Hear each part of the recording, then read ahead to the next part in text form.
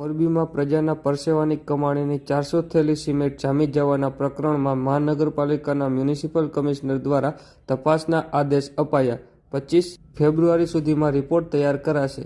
બાબતે પ્રાપ્ત માહિતી મુજબ મોરબી નગરપાલિકાના જવાબદારોની ગંભીર બેદરકારીના કારણે પ્રજાના પરસેવાના પૈસાની 400 જેટલી સિમેન્ટની થેલીઓ જામી જવાનું પ્રકરણ સામે આવતા મોરબી પંથકમાં ચકચાર ફેલાઈ હોય. જે મામલે આજરોજ શુક્રવારે સાંજે 5 વાગ્યે મહાનગરપાલિકાના મ્યુનિસિપલ કમિશનર સ્વપ્નિલ ખેર દ્વારા તપાસના આદેશ આપી તપાસ સમિતિની રચના કરી આગામી તારીખ 25 ફેબ્રુઆરી સુધીમાં રિપોર્ટ મહાનગરપાલિકામાં રજૂ કરી જવાબદારો સામે કડકમાં કડક કાર્યવાહી કરવા આદેશો કર્યા છે.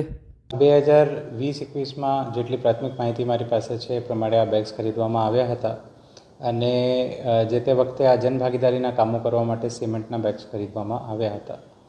હવે કયા કારણથી આ બેગ્સની વપરાશ થઈ નથી આ જાણવા માટે અમે એક સમિતિની રચના કરી છે. એ તપાસ સમિતિના અધ્યક્ષ તરીકે ડીવાયએમસી પ્રોજેક્ટ છે અને એ સમિતિમાં 4 મેમ્બર બીજા છે. એ સમિતિ પોતાની તપાસ કરીને જેમાં બધી જ વસ્તુઓ જોઈ લેવામાં આવશે.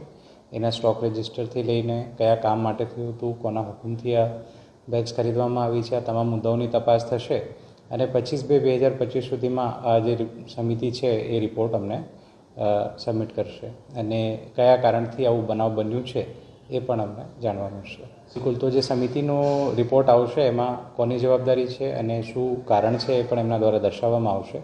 જે પણ પગલાં લેવાના થશે એ પગલાં પણ લેવામાં આવશે. મ્યુનિસિપાલિટીઝ એક્ટ, ગુજરાત મ્યુનિસિપાલિટીઝ એક્ટ પ્રમાણે જે કલમો અંતર્ગત કાર્યવાહી થઈ શકે છે એ કાર્યવાહી કરવામાં આવશે.